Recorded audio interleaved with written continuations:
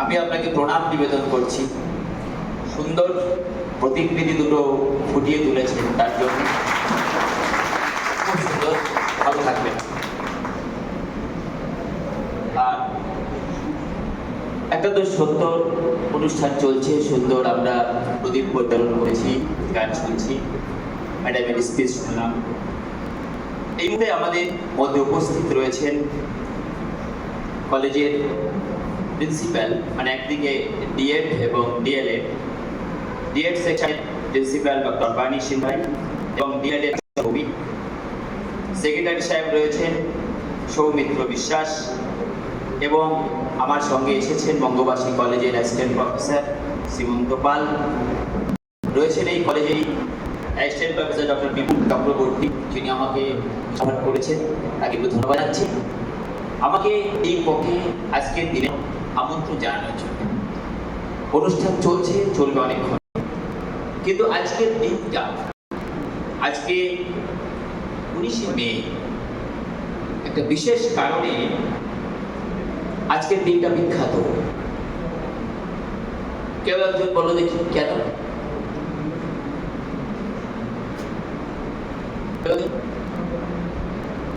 আজকে হচ্ছে 1961 সাল শিলচর রেলওয়ে স্টেশনে বাংলা ভাষা আন্দোলনের জন্য প্রাণ দিয়ে 11 জন শহীদ হয়েছিলেন। তারা ভাষা শহীদ দিবস আছে, বিভিন্ন জায়গায় পালন হচ্ছে আজকের দিনটা।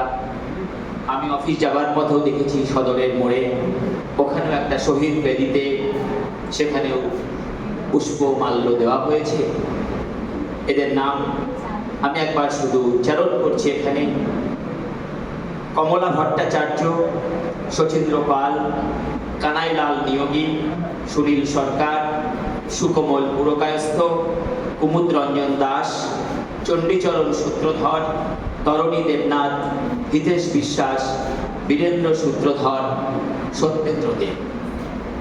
এই 11 জন ব্যক্তিত্ব 1961 সালে আজকের দিনে বাংলা ভাষা দাবিতে শিলচর রেলওয়ে স্টেশনে প্রাণ হারান। তাই দিনটা আমাদের কাছে খুবই তাৎপর্যপূর্ণ। আমরা যেভাবে 21শে ফেব্রুয়ারিকে পালন করি আন্তর্জাতিক বাংলা ভাষা দিবস হিসেবে, মাতৃভাষা দিবস হিসেবে, আজকের দিনটাও কোনো অংশে কিন্তু কম নয়, বিভিন্ন জায়গায় উদযাপিত হচ্ছে। আমি সমস্ত শহীদদের উদ্দেশ্যে একবার প্রণাম নিবেদন করছি। আজকে যে দুজন মনীষীর প্রতিকৃতি সামনে রয়েছে, তোমরা ইতিপূর্বেই তাদের সম্পর্কে জেনে গেছো। আমাদের শ্রদ্ধেয় সেক্রেটারি সাহেব তার অনুভূতিতে সুন্দর করে বুঝিয়ে দেবার প্রয়াস করেছেন। আমি ভীষণ খুশি হয়েছি এটা জেনে যে তাদের মতো এখনো কি সুন্দরভাবে তাদের অভিব্যক্তিগুলি, অভিমতগুলি বলে এসেছেন। একটা কথা খুব দাগ কেটে গেছে আমার মনে, যে এতদিন পরে, আজকে এত বছর পরেও সেগুলো কিন্তু কোনো অংশে ম্লান হয়নি, বা আমরা পরবর্তী কেউ সেখানে পৌঁছাতে পারিনি।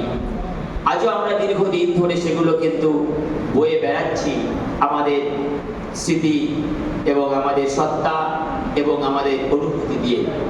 এবং এই যে বৈশাখ মাস চলে গেছে, আজকে জ্যৈষ্ঠ মাস পড়েছে, চারিদিকে রবীন্দ্রনাথের জন্মদিবস, নজরুলের জন্মদিবস উদযাপিত হবে। এখন চারিদিকে হচ্ছেও, আমরা দেখেছি যে তাদের দুজনের মধ্যে খুব বেশি সময়ের পার্থক্য ছিল না।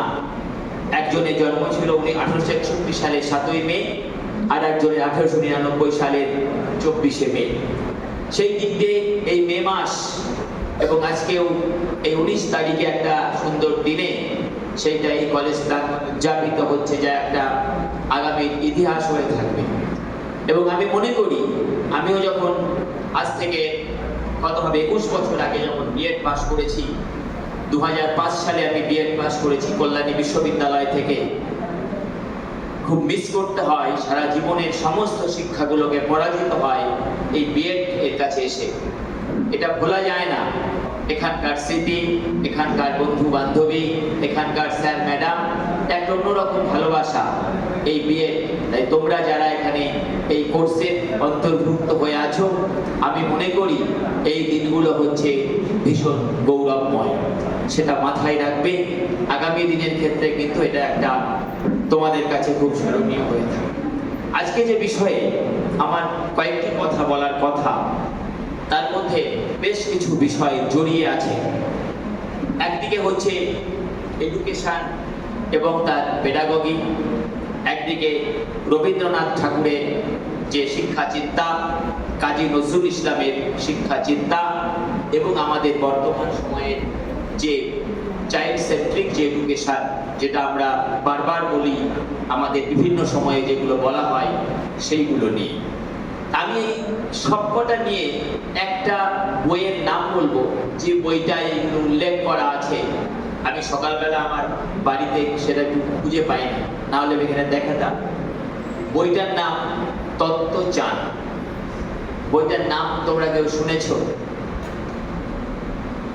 কোন স্যার ম্যাডাম শুনেছেন তত্ত্বচান? শুনেছেন ম্যাডাম? তত্ত্বচান শোনেননি? তত্ত্বচান একটা বই। তত্ত্বচান হচ্ছে একটা জাপানি ভাষার বই, আত্মজীবনীমূলক বই। আমি কয়েক বছর আগে কৃষ্ণনগর বইমেলায় দুজন মহিলাকে খুঁজতে দেখেছিলাম। একজন খুঁজছে যে তত্ত্বচান পাওয়া যাবে, কিন্তু এখানে পাওয়া যাবে না। আমি ওনাদের বলেছিলাম বইটা কোথায় পাওয়া যাবে। আমাদের কলকাতায় যে এনসিইআরটি আছে সেখানে বইটা পাওয়া যায়, জাপানি ভাষার বই। আমি কেন বইটার প্রসঙ্গ বলছি, এই বইটাই সব উত্তর। আত্মজীবনী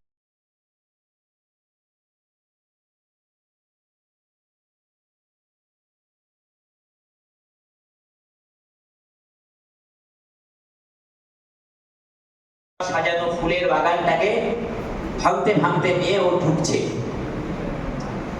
সিঁড়ির সামনে বসে পড়লো, বসে এই কমেন্টটা করলো, আই হেট স্কুল, আমি স্কুলকে ঘৃণা করি। বলছে এখানে ক্লাস হচ্ছে, টিচার রোল কল করছে 1 2 3 4। তারপরে বলছেন আজকে আমি তোমাদের ইতিহাসের এই বিষয়টা নিয়ে আলোচনা করব না, আমি লেখাবো, তোমরা খাতা খোলো। স্যার আমার তো খাতা নেই। তুমি পরে লিখে নেবে, তুমি রাখো। আবার উনি বলছেন এত সালে, মানে বলতে চেষ্টা করছেন, বলা ডিক্টেট করছেন। এই তুমি লিখছো না কেন? স্যার আমার পেন নেই। তুমিও পরে লিখে নেবে, কিন্তু আমাকে ডিস্টার্ব করবে না। বুঝতে পেরেছেন? ক্লাস সেকশন চলছে। এইভাবে বললো যে এটা, এবং ক্লাসটা একটা বড় ক্লাস। শিক্ষক মহাশয় ছাত্রদের নাম জানেন না, উনি জানেন এই ওই স্যার এই বেঞ্চের কোনা, দেখো লাস্ট বেঞ্চ, এরকম করে বলেন না। এই যে জিনিসটা ক্লাসরুমে এক দীর্ঘদিন চলে এসেছে। সেখানে দাঁড়িয়ে ওই শিশুটি 11 বছরের একটা বালক, তার পরামর্শ দিয়েছে ওই প্রবন্ধের মধ্যে কি কি চায়। প্রথমে তিনি বলেছেন বসতে হবে গোল, গোলাকার ভাবে, কেউ কারো আগে পিছে নয়, যেটা পরবর্তীকালে অনেক ট্রেনিং হয়েছে এই নিয়ে। সমন্বিত শিক্ষণ উন্নয়ন উত্তরণ প্রচুর ট্রেনিং হয়েছে যে স্টুডেন্টদের বসানো নিয়ে। এবং কোনো নাম ধরে রাখা যাবে না সেখানে। ডোন্ট মাইন্ড, কিছু মনে করবেন না, রাজনৈতিক ইস্যু এরকম আছে যে কোনো আমলাকে নাম ধরে ডাকা যাবে না, ঠিক আছে? সে কথা আমি বলছি না। নাম ধরে, সরি, নাম ধরে ডাকতে হবে, উল্টো বললাম, স্টুডেন্টকে নাম ধরে ডাকতে হবে। এবং কোনো ইতিহাসে ওরকম ভাবে ডিক্টেট নয়, তাকে জিজ্ঞেস করতে হবে যে এই বিষয়ে তুমি কি জানো, তোমার অভিজ্ঞতা কি। এবং তাহলে সমস্ত ক্লাসটা সজীব থাকে, সবাই অ্যাক্টিভ থাকে। আমি যদি পড়া ধরা শুরু করি, দেখবেন সবাই কিন্তু অ্যাক্টিভ থাকে, যে তুমি বলো, তুমি বলো, তুমি বলো। কিন্তু যদি শিক্ষক শ্রেণীকক্ষে দেখাতে শুরু করেন, ডিক্টেট করেন, অনেক রকমের সমস্যা। যদি ওই শিক্ষক কোনো খাতা চেক করেন, আমি বলছি, জোর করে বলছি, কোনো স্টুডেন্টের খাতা যদি টিচার লেখার পরে 40 মিনিট পরে যদি চেক করেন, আপনি তখন দেখবেন যে কতটা লিখেছে, কি লিখেছে, কত শব্দ নেই, কত শব্দ ডিলিট হয়ে গেছে। পুরো ক্লাসটাই একটা অন্যরকম ক্লাস হয়ে যাবে, সেটা কিন্তু চাইনি। যে কারণে ওই 11 ক্লাসের একটা ছেলে বলেছে, লিখেছিল, আই হেট স্কুল, আমি স্কুলকে ঘৃণা করি। তা যাই হোক, আমরা কেউ ঘৃণা করব না। এখন অনেক রকমের পরিবর্তন এসেছে শ্রেণীকক্ষের মধ্যে, তা সেই অভিজ্ঞতা ভিত্তিক এবং যে আত্মপ্রতিফলন, তাহলে যে বিষয়গুলো হলো এগুলো তাত্ত্বিক কথা, সহযোগিতা, অনুসন্ধান, অভিজ্ঞতা ভিত্তিক, আত্মপ্রতিফলনই হচ্ছে এই পেডাগজিক্যাল যে ম্যাটার। এরপরে আমরা দেখে নেব যে রবীন্দ্রনাথ ঠাকুর এবং কাজী নজরুল ইসলাম তারা কোন জায়গাগুলোকে স্পর্শ করে গেছেন। আমরা রবীন্দ্রনাথ ঠাকুরের প্রবন্ধ আছে, শিক্ষার উপরে তার প্রবন্ধ গ্রন্থ রয়েছে, কিন্তু কাজী নজরুলের সেরকম প্রবন্ধ গ্রন্থ নেই। কাজী নজরুলকে বুঝবো তার লেখনীর মধ্য দিয়ে, তিনি কি কি লিখেছেন, তার সাম্যবাদী কবিতা, তার হিন্দু মুসলমান কবিতা, এই যে কবিতার মধ্য দিয়ে তিনি যে মানবিকতা এবং সাম্প্রদায়িকতার ঊর্ধ্বে উঠে যে একটা মানবতার চেতনাকে বিস্তার করতে চেয়েছিলেন তার লেখনীর মাধ্যমে। অন্যদিকে রবীন্দ্রনাথ ঠাকুর কিন্তু শিক্ষা নিয়ে প্রচুর কাজ করেছেন, প্রচুর লেখালেখি করেছেন, তার অ্যাপ্লাই করেছেন, এগুলো আমরা কিন্তু পেয়েছি। যারা শান্তিনিকেতনে গেছি, কম বেশি অনেকেই আমরা গেছি শান্তিনিকেতনে। শান্তিনিকেতনে যে ধারা, সেখানে এখনো প্রকৃতির উপরে, গাছতলায় প্রকৃতির সঙ্গে সম্পর্ক রেখে সেখানে ক্লাস নেওয়া হয়। কিন্তু আমরা সেই যে ধারাটা আমরা কিন্তু খুব একটা বিস্তার করতে পারিনি।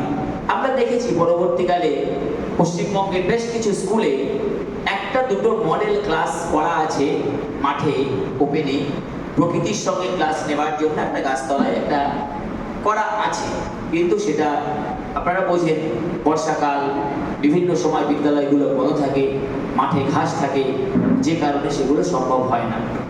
তা রবীন্দ্রনাথ ঠাকুর কি চেয়েছিলেন তার লেখনীর মাধ্যমে এবং তার লেখার মাধ্যমে আমরা যেগুলো দেখি, একটা হচ্ছে যে মানুষের সার্বিক বিকাশ চেয়েছিলেন, একটা আত্মিক উন্নতি চেয়েছিলেন, একটা ব্যক্তিত্বের বিকাশ ঘটাতে চেয়েছিলেন রবীন্দ্রনাথ ঠাকুর। তিনি প্রকৃতি নির্ভর শিক্ষা এবং সৌন্দর্য বোধের পক্ষে তিনি বারবার মত পোষণ করেছেন। তার শিক্ষা হবে প্রকৃতি কেন্দ্রিক, প্রকৃতির মধ্যে থেকে ছেলেমেয়েরা প্রকৃতির ভিতর থেকে উঠবে। তাই রবি ঠাকুরের সেই বিখ্যাত পংক্তি, দেখা হয় নাই শুধু চক্ষু মেলিয়া, ঘর হতে শুধু 2 পা ফেলিয়া, একটি ধানের শীষের উপর একটি শিশির বিন্দু। আমরা নানা রকম বিভিন্ন জায়গায় দেখে বেরিয়েছি, কিন্তু আমাদের যে ঘরের পাশের যে প্রকৃতি পাঠ, সেটা কিন্তু রয়ে গেছে আমাদের অনেক আড়ালে। এই